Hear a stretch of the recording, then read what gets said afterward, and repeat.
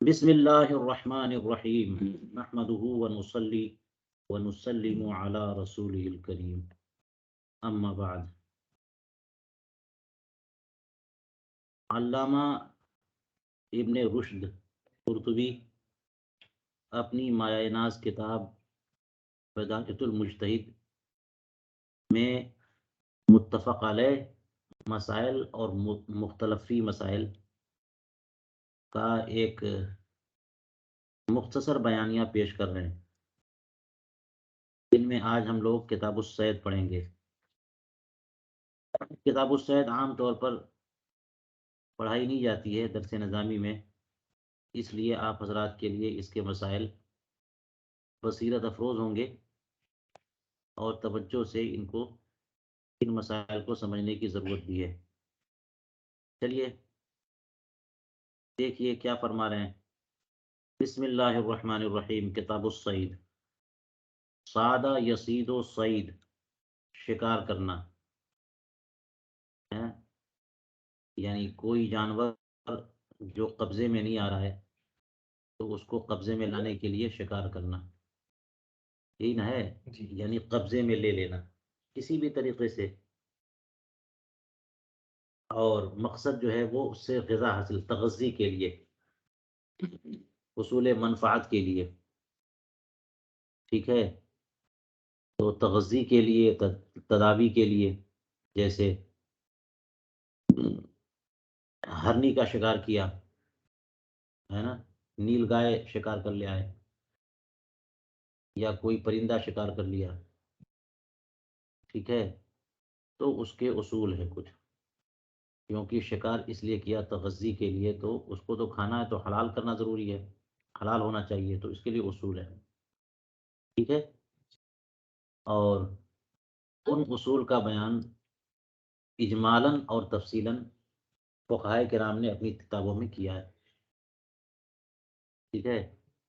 جیسے اب یہ ہے کہ اسی طرح سے شکار جو ہے وہ کسی اور منفعت کے حصول کے لیے کرتے ہیں، نہ یہ کہ کھانے کے لیے۔ جیسے یہ شیر کی کھال حاصل کرنے کے لیے، چیتے کو مار دیا اس لیے کہ اس کی کھال ہے، یا اسی طرح سے کوئی اور ہاتھی کو مار دیا ہے کہ اس کے ہڈیاں استعمال کریں، یا عام طور پہ جانور جو حرام ہیں ان کے بارے میں پڑھ لیا کہ اگر زکوٰۃ شرعیہ کر دیا جائے تو جو اس کا گوشت اور اس کے اعضاء پاک ہو جاتے ہیں سوائے خنزیر اور آدمی کے، تو وہ اس قابل استعمال ہو جاتے ہیں۔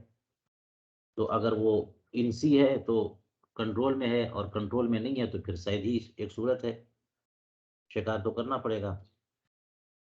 تو چونکہ وہ حرام ہیں، حرام ہی رہیں گے، اگر زکوٰۃ شرعیہ کر لیا تو وہ تب بھی وہ حرام رہیں گے، اگرچہ گوشت یا اس کے اعضاء پاک ہو جائیں۔ لیکن محض اس مقصد کے لیے کیا تو اس کے لیے تو اتنے اصول کی ضرورت نہیں ہے، اس مقصد کے لیے کیا کہ اس کی کھال ہمارے میں مل جائے، ٹھیک ہے؟ شکار کر لیا چیتے کا یا شیر کا۔ لیکن عموماً جو شکار ہے شریعت نے اس کی اجازت دی ہے حصول منفعت کے لیے، قرآن کریم میں اس کا ذکر بھی ہے، وَحِلَّ لَكُمْ صَيْدُ الْبَحْرِ وَطَعَامُهُ۔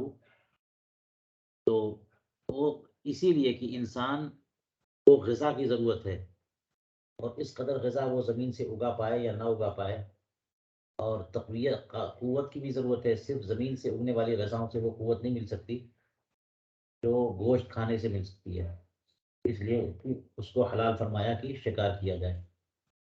تو کھانے کی نیت سے ہے، اس لیے اس کی شرطیں بہت ہیں، یا تو خود شکار کرے یا پھر کسی جانور سے شکار کروائے، ہے نا؟ خود شکار کرے تو بسم اللہ شریف پڑھ کر کے جو ہے وہ تیر کو پھینکے، اور اگر کسی جانور سے شکار کرواتا ہے تو اس کی اور بھی شرطیں ہیں، ہے نا؟ صرف یہ نہیں کہ بسم اللہ شریف پڑھ کر کے چھوڑ دے، بلکہ اور بھی شرطیں ہیں کہ اس کو پہلے ٹرینڈ کیا جائے، سدھایا جائے، اور سدھانے کی بھی ڈیٹیل اور تفصیل موجود ہے۔ اور اعلیٰ حضرت امام اہل سنت نے اپنے فتاوا میں اس کے کم 14 کس کی 14 شرطیں بتائی ہیں. ساری شرطیں پالی جائیں گی تب جا کر کے یہ والا شکار جو ہے نا کتے والا یا جانور پھینک دوڑا کر کے شکار کرتے ہیں ہو جائے حلال ہو ورنہ نہیں. چلیے اس کی بھی تفصیل.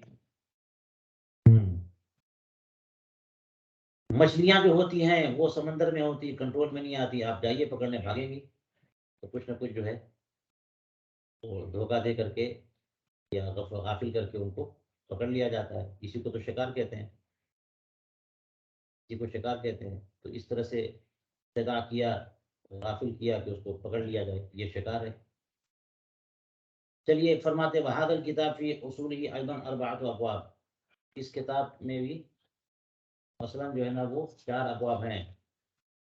پہلا باب شکار کا حکم کیا ہے اور محل صید ہے کیا یعنی کون کون سے جانور ہیں.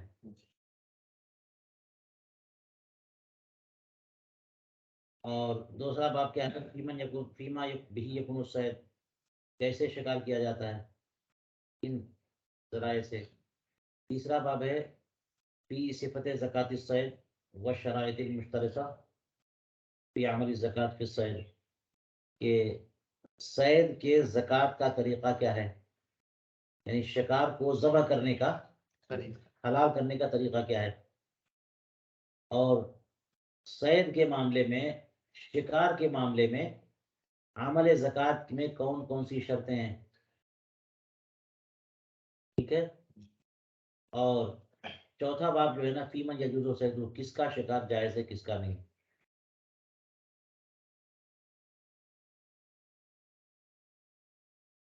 ٹھیک ہے. تو یہ 4 ابواب ہوں گے. ان چاروں کے بیان میں ہم تفسیر بیان کرتے ہیں. چلیے فرماتے الباب الاول فی حکم الصید و محلہ فی حکم الصید و محلہ. پہلا باب صید کے حکم اور اس کے محل کے بارے میں.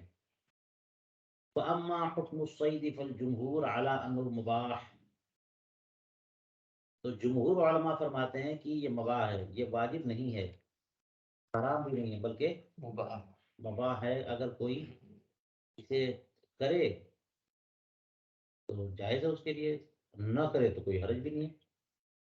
اس لیے کہ اللہ تبارک و تعالیٰ نے ارشاد فرمایا احل لکم صید البحر وطعامہ متاعا لکم وللسیارہ وحرم علیکم صید البر ما دمتم حرما ثم قال وإذا حللتم فاصطادوا. یہ 2 آیتیں دیکھ لیجئے. ایک جگہ اللہ تعالیٰ نے ارشاد فرمایا کہ تمہارے لیے سمندری شکار حلال کیے گئے اور اس کا کھانا بھی حلال کیا گیا تاکہ تمہارے لیے گزارے کا ذریعہ ہو اور آنے جانے والوں کے لیے بھی. جو لوگ راہگیر سفر والے ہیں یا سمندری سفر کر رہے پورے پورے مہینہ لگ جاتا ہے تو مر جائیں گے اگر سمندر میں کچھ کھانے کی اجازت نہ ملے تو.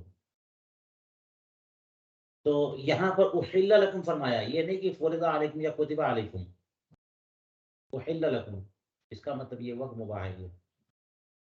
ٹھیک ہے. اور فرمایا کہ تم پر خشکی کا شکار حرام کر دیا گیا جب تک تم حالت احرام میں ہو. اور اس کے بعد فرمایا کہ وَإِذَا حَلَلْتُمْ فَاصْطَادُوا اور جب تم احرام کھول دو تو اب شکار کر سکتے ہو.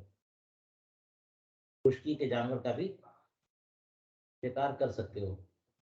تو 2 آیتیں ہو گئی نا. ایک جگہ فرمایا کہ تم پر سمندری شکار حلال کیا گیا تو ہو گیا علت. دوسری آیت ہے کہ حالت احرام میں تم خشکی کے جانور کا شکار نہیں کر سکتے.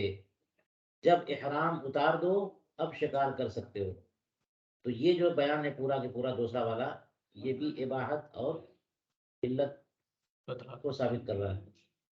کیوں؟ اس لیے کہ حکم ممانعت کے بعد جب امر آتا ہے تو وہ امر اباحت کے لیے. امر اصلاً وجوب کے لیے آتا ہے. امر کے بہت معانی ہیں لیکن امر اصلاً کس لیے آتا ہے وجوب کے لیے یا ندب کے لیے وغیرہ وغیرہ. کچھ تفصیلات ہیں فقہ کی کتابوں میں. یہاں پر کیا ہے کہ پہلے ممانعت ہے اور پھر امر کا صیغہ ہے. تو جب امر کا صیغہ نہیں کے بعد آئے ممانعت کے بعد آئے تو وہ امر وجوب کے لیے نہیں ہے نا بلکہ وہ اباحت کے لیے کہ جو چیز منع کی گئی تھی وہی ممانعت ہٹائی جا رہی ہے بس. تو پہلے فرمایا کہ اگر تم لوگ حالت احرام میں ہو تو شکار نہیں کر سکتے، اور پھر فرمایا کہ جب احرام اتار دو تو شکار کرو. تو کرو کا مطلب یہ نہیں کہ کرنا ضروری ہے، تو جو بین کیا گیا تھا اسی کو ریلیز کر دیا گیا، چلو ٹھیک ہے کر سکتے ہو.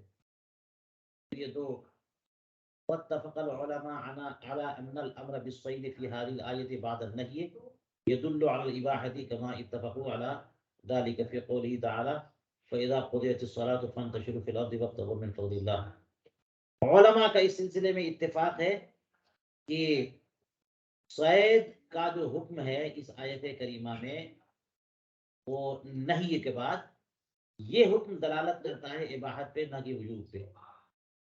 علماء کا اس بات پر اتفاق ہے کہ نہی کے بعد صید کا جو حکم ہے وہ وجوب پر دلالت نہیں کرتا بلکہ اباحت پر دلالت کرتا. ہو سکتا ہے اس سے مراد ان کی جو ہے وہ علماء مالکیہ ہوں یا جمہور علماء کے طور پہ، ورنہ حنفیہ نے اس سے اتفاق نہیں کیا. حنفیہ نے اور مثالیں دی ہیں کہ فلاں فلاں جگہ دیکھو نہیں کے بعد امر ہے اور وجوب کے لیے، یہاں ہے تو یہاں وجوب کے لیے تو نہیں ہے، اس کے دوسرے اسباب ہیں. چلیے کما اتفقوا علی ذلک فی قوله تعالی، جیسا کہ علماء نے اس معاملے میں بھی اتفاق کیا اس آیت کریمہ میں بھی کہ دیکھو ممانعت کے بعد امر جو ہے نا وہ وجوب کے لیے نہیں ہے، اباحت کے لیے. یہ آیت کریمہ سورہ جمعہ فَإِذَا قُضِيَتِ الصَّلَاةُ فَانتَشِرُوا فِي الْأَرْضِ وَابْتَغُوا مِنْ فَضْلِ اللَّهِ، کہ اللہ تعالیٰ نے ارشاد فرمایا اس سے پہلے کہ اذا نودی للصلاة من يوم الجمعة فاسعوا إلى ذكر الله وذروا البيع. اذان جمعہ ہو جائے تو مسارعت کرو، سعی کرو ذکر اللہ کی طرف، خطبے کی طرف، نماز کے لیے، اور بے کو چھوڑ دو. تو بے کو حرام کیا گیا نا، بے کو منع کیا گیا. بے کو صراحتاً بے سے ممانعت آئی کہ نہیں آئی؟ اور اس کے بعد بات فرمایا کہ جب نماز ہو جائے فانتشروا فی الارض، تو زمین میں پھیل جاؤ، وابتغوا من فضل اللہ. اور وابتغوا من فضل اللہ کا مطلب یہ کہ لین دین شروع کر دو. جو رزق معاش کا جو سامان ہے تم مارکیٹ میں جا رہے ہو اسی کو تو منع کیا نا پہلے، بے چھوڑ دو اور یہ کہ بے کے لیے تلاش کرنا شروع کر دو، کسٹمر تلاش کرو، مول بھاؤ کرو، سامان پھیلاؤ، خریدو بیچو، جو لکھا ہے تمہارے مقدر میں مال و منال حاصل کرو. تو ممانعت کے بعد یہ امر جو ہے کس کے لیے ہے؟ وجوب کے لیے نہیں ہے، اباحت کے لیے. ورنہ پھر نماز جمعہ کے بعد سیدھے آپ کو مارکیٹ جانا فرض ہو جائے گا، کہیں نہیں جا سکتے ہیں، سیدھے مارکیٹ جاؤ، بیچو، بیچنے کے بعد پھر گھر آؤ، ہے نا، یا کوئی نہ کوئی سبزی وبزی لو اور پھر گھر آؤ.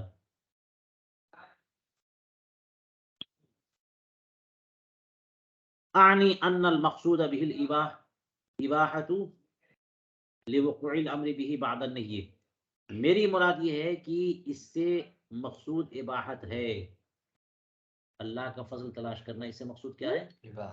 امر سے مقصود اباحت ہے نہی کے بعد. وَإِن كَانُوا اخْتَلَفُوا هَلِ الْأَمْرُ بَعْدَ النَّهْيِ يَقْتَضِي الْإِبَاحَةَ أَوْ لَا تَقْتَضِيهِ، اگرچہ ان علماء کا اس معاملے میں اختلاف ہوا کہ نہی کے بعد امر مقتضی اباحت ہے یا مقتضی اباحت نہیں ہے، اباحت کا تقاضا کرتا ہے یا نہیں کرتا. امر کیا چاہتا ہے؟ اباحت ثابت کرے گا یا نہیں. وَإِنَّمَا يَقْتَضِي عَلَى أَصْلِهِ الْوُجُوبَ، یا پھر یہ کہ نہیں وہ مقتضی اباحت تو نہیں ہے بلکہ اصلاً جو مقتضی وجوب تھا مقتضی وجوب ہی رہے گا، نہیں کے بعد بھی مقتضی وجوب رہے گا. ٹھیک ہے، یہی ہمارا بھی کہنا ہے. وَكَرِهَ مَالِكٌ، چلیے کیا کہنا ہے.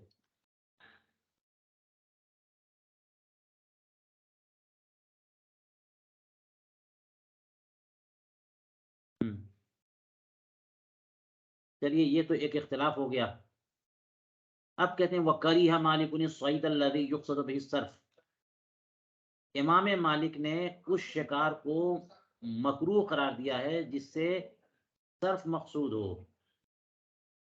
پھیر دینا اسراف کرنا، فضول خرچی، تغذی مقصود نہیں ہے. سب نسخے میں دیکھیے تو کوئی نسخہ یہی ہے عبارت یا کچھ اور ہے؟ ہاں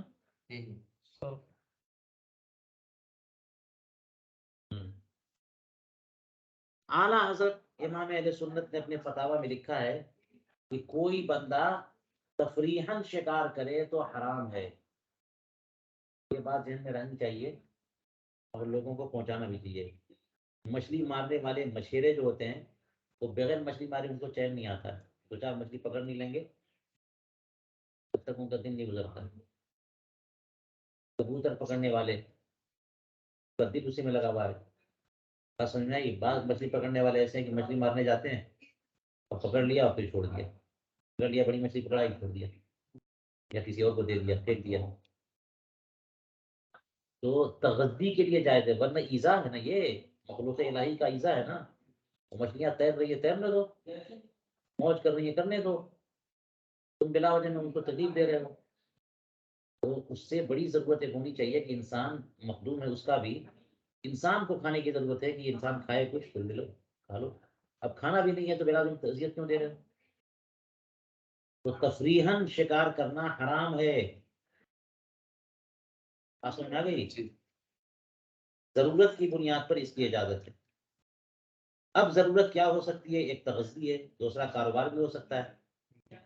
بشیروں کا کاروبار ہی ہے کہ وہ مچھلی مار مار کے بیچیں گے. بات سمجھ میں آئی؟ یا کسی مہمان کی ضیافت مقصود ہے نا، یوں ہی محض تفریح کے لیے نہیں. تو یہ بات کہتے ہیں کہ امام مالک جو ہے اس شکار کرنے کو مکروہ قرار دیتے ہیں جس سے مقصود کیا ہے؟ اسراف ہو. اور فرماتے وَلِلْمُتَأَخِّرِينَ مِنْ أَصْحَابِهِ فِيهِ تفصیل. لیکن متأخرین مالکیہ اس سلسلے میں تفصیل رکھتے ہیں. وہ جو ہے اسی پر نہیں رکتے بلکہ مزید کیا کہہ رہے ہیں؟ محصول قولہم فیہ، ان کی گفتگو یا ان کے اقوال کا خلاصہ اس سلسلے میں یہ ہے کہ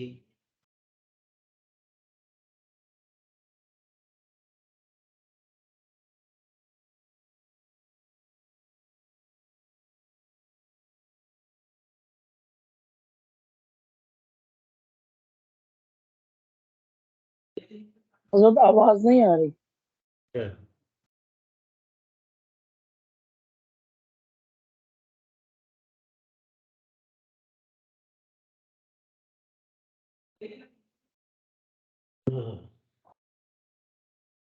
متأخرین مالکیہ اس سلسلے میں کیا تفصیل رکھتے ہیں؟ محصول قولہم فی ان منہ ما هو فی حق بعض الناس واجب وفی حق بعضهم مندوب وفی حق بعضهم مکروہ. دیکھیے تینوں حکم آ گئے. بعض لوگوں کے حق میں واجب ہے، بعض کے نزدیک مستحسن کے لیے مستحب ہے، اور بعض لوگوں کے لیے مکروہ ہے.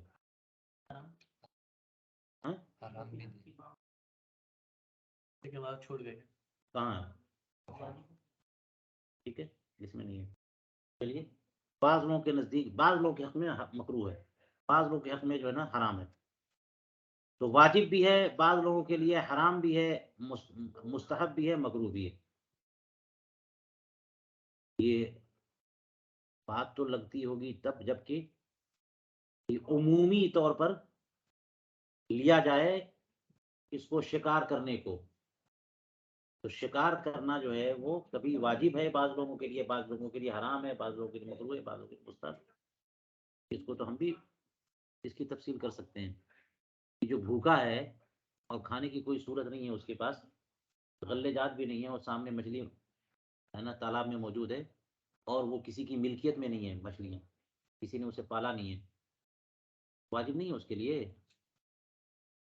جس کے لیے بچوں کا نفقہ واجب ہے اس کے ذمہ واجب نہیں ہے کہ وہ جا کے مچھلیاں پکڑ لائے.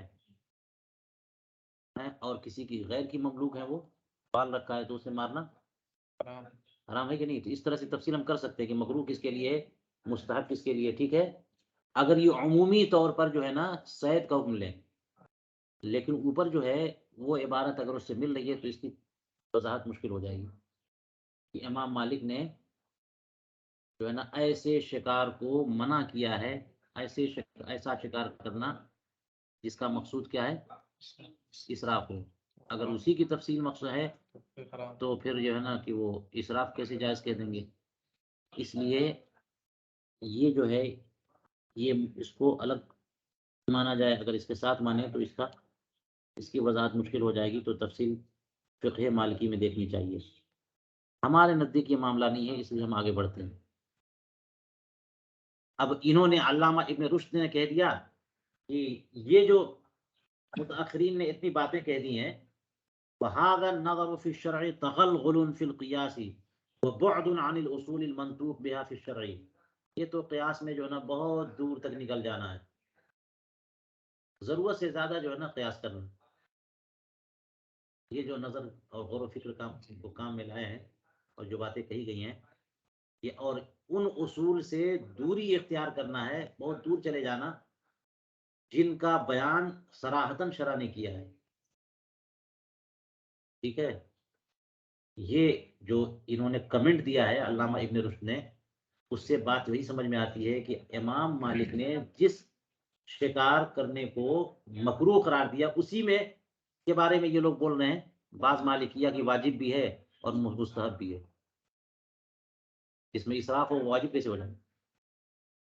چلیے ہم اس سے قطع نظر کرتے ہوئے آگے بڑھتے ہیں. اور ہم نے بتا دیا آپ کو کہ اعلیٰ حضرت نے یہ فرمایا ہے کہ تفریح کے لیے، اسراف میں تو اور بھی وہ بات ہو گئی نا، تفریحاً بھی اگر کوئی شکار کرتا ہے تو حرام ہے. اسراف میں بھی، اسراف اس کو بھی کہیں گے، ورنہ اسراف یہ کہ جو ہے نا مچھلی پکڑ پکڑ کے اور پھینکتے چلے گئے، ہے نا، مار مار کے پھینکتے چلے گئے، یہ اسراف ہوا نا.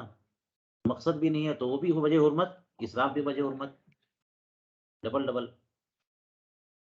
چلیے کہتے ہیں کہ چونکہ یہ کھلی بحث نہیں ہے اس لیے ہم اس کی تفصیل میں نہیں جائیں گے. یہ خود علامہ ابن رشد کہہ رہے ہیں فلیسا یلیق بکتابنا ھذا، ہے نا، یہ ہماری کتاب کے لائق نہیں ہے یہ بیان. یہ متاخرین مالکیہ نے جو کہہ دیا، اذ کان قصدنا فیہ انما هو ذکر المنطوق به من الشرع وما كان قریبا من المنطوق به. کیونکہ ہمارا مقصد کیا ہے اس کتاب میں کہ ان اصول پر بات کرنا یا اس امہات المسائل جو شریعت میں صراحتاً بیان کیے گئے ہیں یا کم سے کم صراحت کے قریب ہیں، جیسے عام اس کے اندر کہ ماتحت آ رہے ہوں، یا خاص اور عام اس میں داخل کیا گیا، خاص بول کے عام مراد، تو یا تو منطوق ہوں یا قریب المنطوق ہوں. ہم کو یہ اتنا دور نکل گئے، وہ ہماری کتاب کے اصول میں نہیں. چلیے شکار کا حکم. اب کہتے وہ اما محل الصید، شکار کا محل یعنی کون کون سے جانور، کن کن کا شکار کیا جائے. فإنهم أجمعوا على أن محله من الحيوان البحري وهو السمك وأصنافه.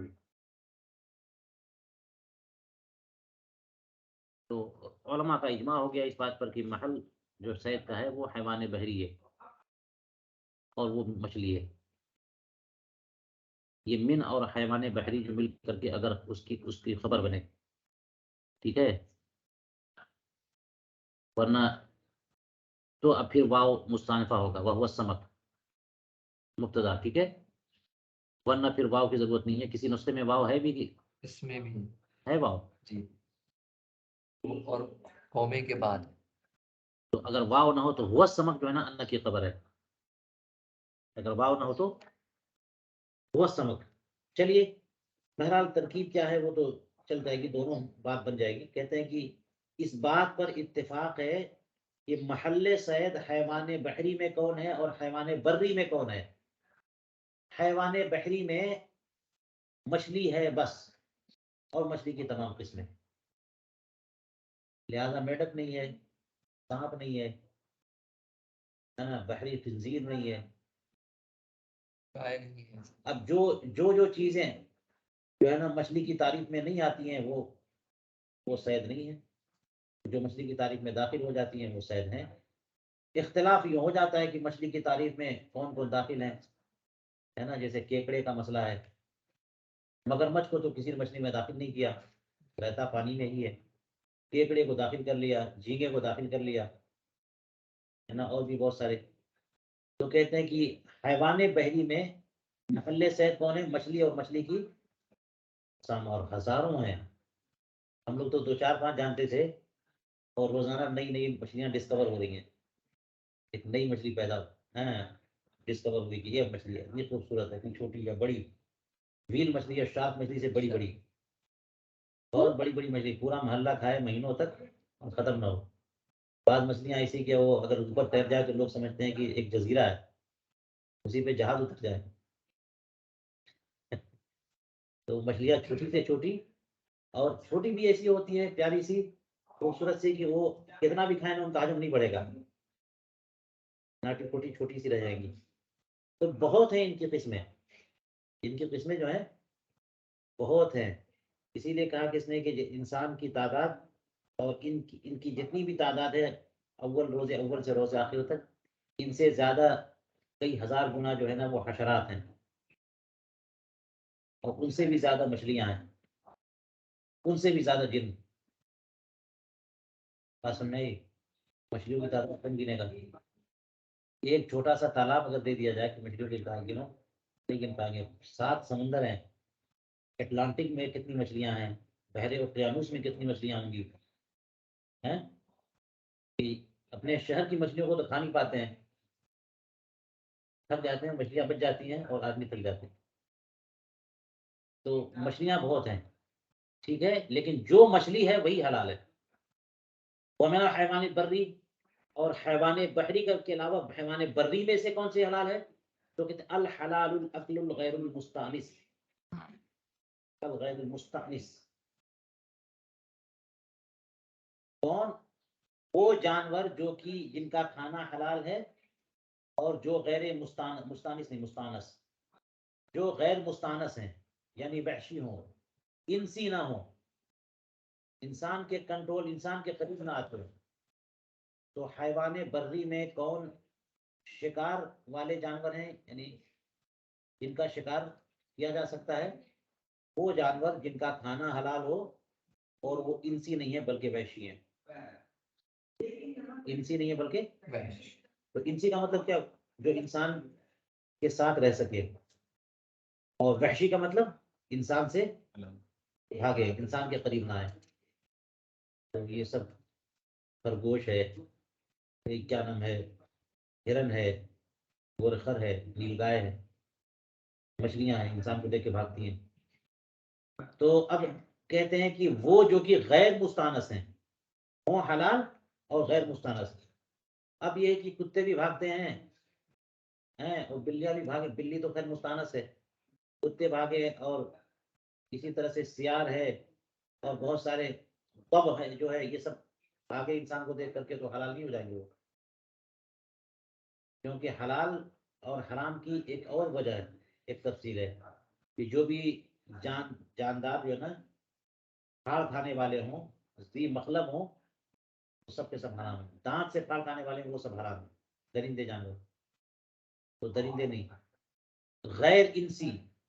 واختلفوا فيما استوحش من الحيوان المستانس فلم يقدر على اخذه ولا ذبحه او نحره. چلیے اتنا معاملہ تو اتفاقی ہو گیا نا کہ بحری جانوروں سے کون سے جانور شکار والے ہیں؟ صرف مچھلیاں. بحری میں صرف مچھلیاں اپنی تمام اقسام و انواع کے ساتھ. اور بری جانوروں میں جن کا کھانا حلال ہو اور وہ انسی نہ ہو بلکہ وحشی ہو. اتنا معاملہ متفق علیہ. مختلف فی دیکھیے, کہتے ہیں کہ وہ جانور جو کہ مستانس تو ہے لیکن وہ بکھر گیا ہے, وہ وحشی بن گیا ہے, اور اب جو ہے نا اتنا وحشی بن گیا کہ اس کے پکڑنے پر کنٹرول نہیں رہ گیا, پکڑ نہیں سکتے اس کو جو ہے نا, نہ ذبح کر سکتے نہ نحر کر سکتے, قبضے میں نہیں آ رہا. آپ نے قربانی کے معاملے میں کہ مسائل میں یہ بات پڑھی ہوگی کہ بکرا جو ہے وہ یا بھینس یا گائے یہ ناراض ہو گئے اور بہت غضب میں آ گئے, اچھل اچھل کے بھاگ رہے ہیں, کنٹرول میں نہیں آ رہے, بھاگ کھڑا ہوا. تو سرکش جب ہو جائے, سرکش وحشی انسان سے بھاگنے لگے اور کنٹرول میں نہ آئے, تو پھر وہ جو ہے نا وحشی میں ملحق ہو جاتا ہے, وحشی سے ملحق ہو جاتے ہیں. یہ ہاں یہ اس میں اختلاف ہے. کیا فرمایا کہ وہ حیوان جو مستانس ہو ان میں سے، مستانس حیوانوں میں یعنی انسی حیوانوں میں سے جو کیا ہو جائیں، وحشی ہو جائے. وحشی ہو جائیں، کنٹرول میں نہ آئے، وہی اسی وحشی ہونے کی تفصیل ہے. فلم یقدر علی اخذہ، ان کے پکڑنے پر اور ذبح و نحر پہ کوئی کنٹرول نہ رہے تو اس کے معاملے میں اختلاف ہو گیا. امام مالک کیا فرما رہے ہیں کہ لا یؤکل الا ان ينحر من ذلك ما زکاة النحر ويذبح ما زکاة الذبح، ما زکاة الذبح. فرماتے ہیں کہ فرمایا انہوں نے کہ نہیں کھایا جا سکتا جب تک کہ ان کو ذبح نہ کر دیا جائے، ذبح یا نحر نہ کر دیا جائے. جس کی زکوٰۃ نحر ہو اسے نحر کیا جائے، جس کی زکوٰۃ ذبح ہو اس کے ذبح اسے ذبح کیا جائے. زکوٰۃ جو لفظ ہے نا تطہیر کے معنی میں آتا ہے. تو زکوٰۃ ایک عام لفظ ہے کہ جس سے کسی جانور کو کے خون نکال دیے جائیں، ان کو اس کو حلال کرنا. تو حلال کرنے کا جو پروسیجر ہے اسی کو زکوٰۃ کہتے ہیں، زکوٰۃ شرعیہ. بات سمجھ آئی؟ اور خون نکال دینا یہ ذبح ہے. ٹھیک ہے. تو جو اوداد یہ جو چار رگوں میں سے 3 رگیں اگر کاٹ دیں گے ہے نا، اس کو ذبح کہتے ہیں. ذبح یہ ہے. اور اگر جو ہے نا نحر میں ایسے سینے میں اگر گھونپ دیں وہ نحر ہے. تو نحر اور ذبح یہ دونوں الگ الگ چیزیں ہیں. ٹھیک ہے. اور جس کا طریقہ ذبح ہے نحر نہیں کرنا چاہیے، جس کا نحر ہے ذبح نہیں کرنا چاہیے. اونٹ کو نحر کیا جاتا ہے، باقی جانوروں کو ذبح کیا جاتا ہے. ٹھیک ہے. تو اس لیے کہتے ہیں امام مالک اس سلسلے میں کہ جس کی زکوٰۃ جو ہے ذبح ہے اسے ذبح کیا جائے گا، اور جس کی زکوٰۃ نحر ہے اسے نحر کرنے کے بعد ہی کھا سکتے، چاہے کنٹرول میں آئے چاہے نہ آئے. بات سمجھ آئی؟ تو یہ اس کو الگ نہیں کرتے کیونکہ وہ جانور انسی ہے، انسی ہی رہے گا. او یفعل به احدهما ان كان مما يجوز فيه الامران جميعا، یا پھر یہ کہ وہ جانور ایسا ہے کہ اس میں ذبح اور نحر دونوں کی اجازت تھی تو کوئی ایک بھی کر لیں. اس کا مطلب یہ ہوا کہ اگر اس کی زکوٰۃ نحر ہے اور ذبح کر دیا تو حلال نہیں. امام مالک کے نزدیک اتنا سخت مسئلہ ہے. اور نحر ہے ذبح کر دیا، ذبح ہے نحر کر دیا تو حلال نہیں. یہ تو جو انسی وحشی ہو گیا اس کے لیے حکم بتا رہے ہیں. وقال ابو حنیفہ والشافعی، یہ دونوں بزرگ امام فرماتے ہیں اذا لم يقدر على زکاة البعیر الشارد فانه يقتل كالصید. ہمارے ہاں یہ ہے کہ جب اونٹ کی زکوٰۃ پر قدرت نہ رہے، کون بعیر؟ اونٹ. بعیر شارد وہ بعیر وہ اونٹ جو بھاگ کھڑا ہو، جو کنٹرول کھو دے، لوگوں کے کنٹرول سے باہر ہو جائے. تو ایسے اونٹ جو بفر جائے، اس کی زکوٰۃ پر اس کے جو ہے نا حلال کرنے پر قدرت نہ رہے تو اس کو ایسے ہی قتل کر دیا جائے گا جیسے کہ سید کو قتل کرتے. تیر لیا اور بسم اللہ شریف پڑھی اور پھینک دیا. وہ تیر اس کے بدن پر کہیں لگے اور زخم کر دے اور خون نکل آئے، چاہے گردن پہ ہو یا نہر میں ہو چاہے نہ ہو، پیٹ میں ہی لگ گیا تیر اور خون نکل آیا تو وہ حلال ہو گیا، مر گیا اس سے. تو یہ امام ابو حنیفہ اور امام شافعی نے فرق فرمایا نا. امام مالک اس کے لیے تیار نہیں ہے کہ اگر ذبح ہے تو ذبح ہونا چاہیے. لیکن یہ دونوں بزرگ امام ابو حنیفہ امام شافعی کہتے ہیں کہ وہ اگر وحشی انسی تھا، وحشی ہو گیا تو وحشی کا حکم چلے گا. وہ سبب یہ اختلاف سمجھ آ گیا نا. کہتے ہیں کہ ان حضرات کے اختلاف کا سبب کیا ہے؟ معارضۃ الاصلی فی ذلک للخبر وذلك ان الاصل في هذا الباب هو ان الحيوان الانسي لا يؤكل الا بالذبح او النحر وان الوحشي يؤكل بالعقر. یہ اصل خبر کے سے معارض ہو گئی. اس معاملے میں اصل خبر کے معارض ہو گئے، خبر اصل دونوں میں تعارض ہو گیا، اور اسی تعارض کی بنیاد پر یہ اختلاف ہوا ہے. اصل کیا ہے؟ وذالک دیکھ لیجیے، کہتے ہیں کہ اصل اس سلسلے میں یہ ہے کہ حیوان انسی کو نہیں کھایا جائے گا مگر ذبح یا نحر کے بعد ہی، اور وحشی کو اخر کے ذریعے بھی کھایا جا سکتا ہے، زخم لگا کر کے،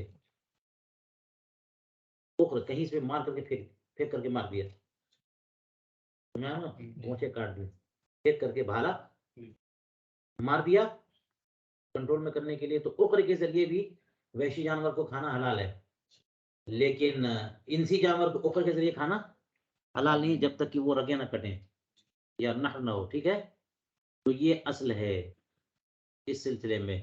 اب اس کے معارض ایک خبر آئی، وہ کون سی خبر ہے؟ حدیث پاک ہے. وَأَمَّا الْخَبْرُ الْمُعَارِضُ لِهَذِهِ الْأُصُولِ فَحَدِيثُ رافع ابن خدیج وفیہ. حضرت رافع ابن خدیج کی اس روایت میں کیا ہے کہ فندب، ایک پوری تفصیلی حدیث پاک ہوگی، تلاش کر لیجیے گا آپ. اس میں فرمایا فند منها بعیر وكان في القوم خير يسيرا فطلبوه فأعياهم فأهوى إليه رجل بسهم فحبسه الله تعالى به فقال النبي عليه الصلاة والسلام إن لهذه البهائم أوابد كأوابد الوحش فما ند عليكم فاصنعوا به هكذا. فرمایا کیا کہ ان میں سے ایک اونٹ جو ہے وہ اچھل بھاگا، کنٹرول سے باہر ہو گیا.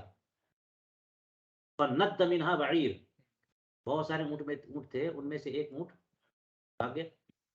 وکانہ فی القوم، اور ہمارے پاس یعنی قوم میں بہت تھوڑے سے گھوڑے رہ گئے تھے، گھوڑے کم رہ گئے تھے. تو اب گھوڑے کم رہ گئے تھے تو مشکل نہ ہو جاتی، اونٹ ضروری تھا ہمارے لیے.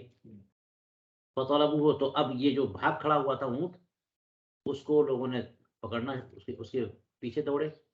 فأعیاہم، اتنی تیز بھاگا کہ وہ ان کو تھکا دیا. اس اونٹ نے کیا کیا؟ ان پیچھا کرنے والوں کو تھکا دیا، پھر بھی کنٹرول میں نہیں آیا. تو ایک آدمی نے کیا کیا کہ اپنا تیر لے کر اس کی طرف جھکا اور اسے چھوڑ دیا، تیر اسے مار دیا. اللہ تبارک و تعالیٰ نے اس اونٹ کو اسی تیر کی وجہ سے روک دیا، گر گئے. حضور کریم علیہ الصلوۃ والسلام کا ارشاد ہوا کہ یہ جو بہائم ہیں بڑے سیدھے شریف جانور، لیکن یہ نہیں کہ ہمیشہ شریف ہی رہیں گے، یہ ان شریف جانوروں میں سے بھی کچھ نہ کچھ سرکش ہو جاتے ہیں. ان لہذہ البہائم اوابد کاوابد الوحش، وحشی جانوروں کی طرح کچھ سرکش جانور ان میں سے بھی ہو جاتے ہیں. تو تم پر جو بھی ان میں سرکش ہو جائے تو ایسا ہی کیا کرو اس کے ساتھ. دیکھ لیا حضرت رافع بن خدیج کی روایت میں کیا بات آ گئی. وہ جانور کون سا ہے؟ اونٹ نہ ہے، اور اونٹ تو وحشی نہیں ہے، انسی ہے. اور انسی کے بارے میں اصل کیا ہے کہ نحل کرنا پڑے گا یا ضبط، یعنی بالاضطرار نہیں، بالاختیار آپ کو قاعدے سے زکوٰۃ شرعیہ کرنا ہے. زخم پھینک کر کے مار کے نہیں چلے گا، شکار کے طور پہ نہیں، یہ اصل ہے. مگر اس حدیث پاک نے کیا بتایا کہ حالت ایسی ہو گئی ہے کہ وہ کنٹرول میں نہیں آ رہا، کیا کریں گے؟ تو اس لیے حضور کریم علیہ السلام نے اجازت دے دی کہ جو وحشی ہو جائیں گے نا، وحشی کا معاملہ کرو. تو یہ روایت اس اصل کے معارض ہوئی کہ نہیں ہوئی؟ جی. تو اس لیے کوئی اس تعارض کو مان کر کے اس کی تخصیص اس کے ذریعے کر دے گا، اور کوئی یہ کہے گا کہ وہ اصول کے موافق نہیں ہے لہٰذا ہم اصول اسی پہ چلیں گے اور اس کو نہیں مانیں گے، اس کو خاص مان لیں گے. حضور کریم علیہ السلام کی خصوصیات میں سے ہے، یا کوئی خاص حالت رہی ہوگی یا کچھ ہو رہا ہوگا، کوئی تعبیر کر دیں گے. ٹھیک ہے، تو یہ ہو سکتا ہے کوئی تعبیر کرتے ہوں امام مالک، لیکن امام ابو حنیفہ اور امام شافعی اس حدیث کی وجہ سے اس اصول میں تخصیص کرتے ہیں کہ وہ اصل تو ہے، لیکن کب؟ جبکہ یہ صورتحال نہ ہو. اگر یہ صورتحال ہو جائے تو انسی پر بھی وحشی کا حکم چلے گا. چلیے، والقول بهذا الحدیث اولا اور اس حدیث کا قول کرنا یہ زیادہ بہتر ہے، کیونکہ یہ تو حدیث صحیح ہے نا، صحیح سند ہونے کی وجہ سے اس کا قول کرنا بہتر ہے. یہ کون کہہ رہا ہے؟ علامہ ابن رشد کہہ رہے ہیں لأنه لا ينبغي أن يكون هذا مستثنى من ذلك الأصل. یہاں پر بھی عبارت بالکل یہی ہے یا کچھ بدلی ہوئی ہے کسی اور نسخے میں؟ لأنه لا ينبغي پر لأنه لا ينبغي أن يكون هذا مستثنى من ذلك الأصل.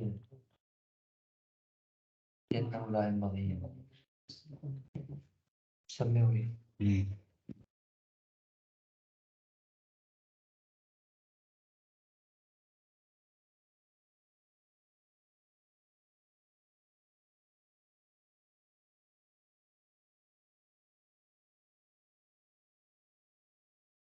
تو کیوں؟ اب یہی عبارت میں لِأَنَّهُ تعلیل کس کی بیان کر رہے ہیں، یہ ایک معاملہ مشکل ہو رہا ہے. کہہ رہے ہیں اس لیے کہ یہ والا جو کیس ہے اس اصل سے مستثنا نہیں ہونا چاہیے. یہ اونٹ والا معاملہ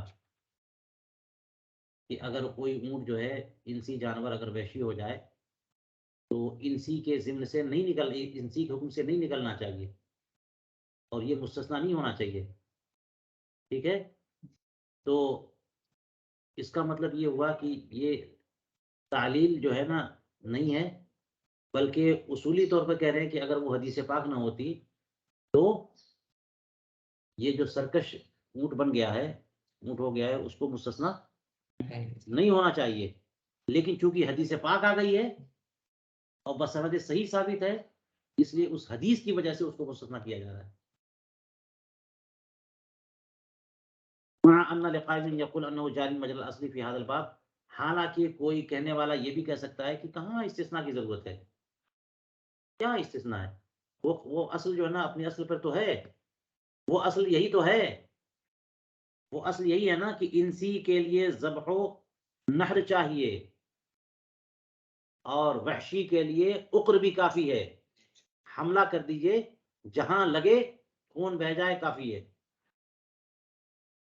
مر جائے وہ تو ٹھیک ہے، یہ اصل ہے. تو یہ وحشی کے لیے ہے نا، اور یہ جانور ہو کیا گیا ہے، وحشی تو ہو گیا وہ، تو اصل کہاں ٹوٹی؟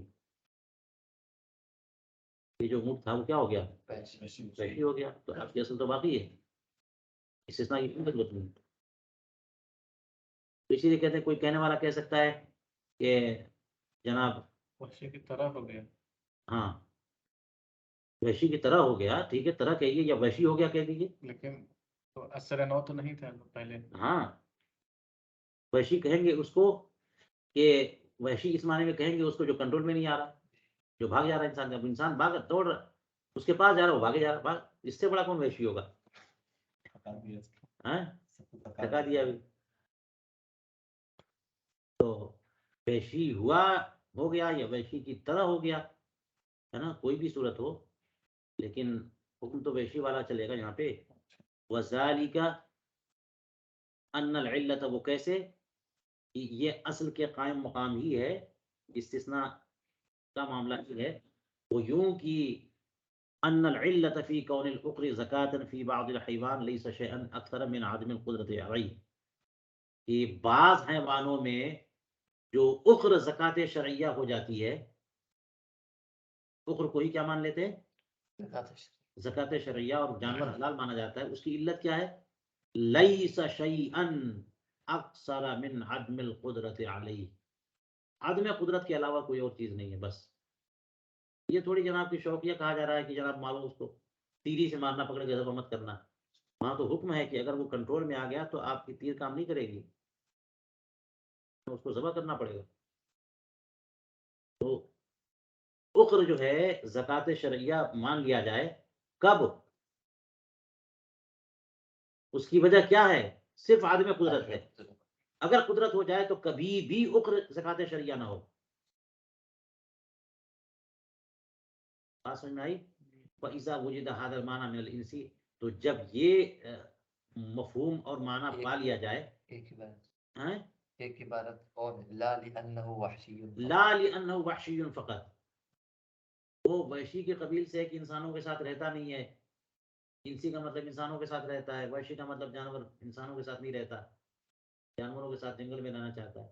صرف وحشی ہونے کی وجہ سے نہیں ہے معاملہ کہ عقر جو ہے نا زکاة شرعیہ ہے، بلکہ کس وجہ سے، عدم قدرت. تو یہاں بھی تو وہی بات ہو رہی ہے نا کہ اونٹ والے معاملے میں قدرت ختم ہو گئی.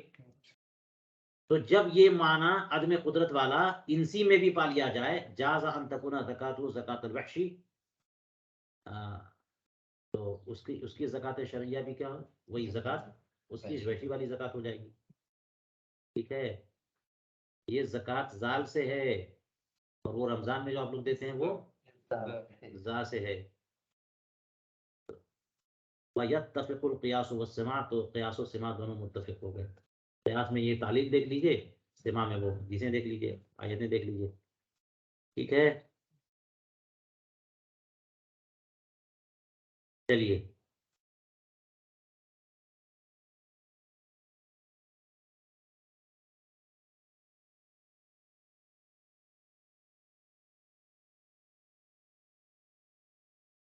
چلیے پھر یہیں روکتے ہیں.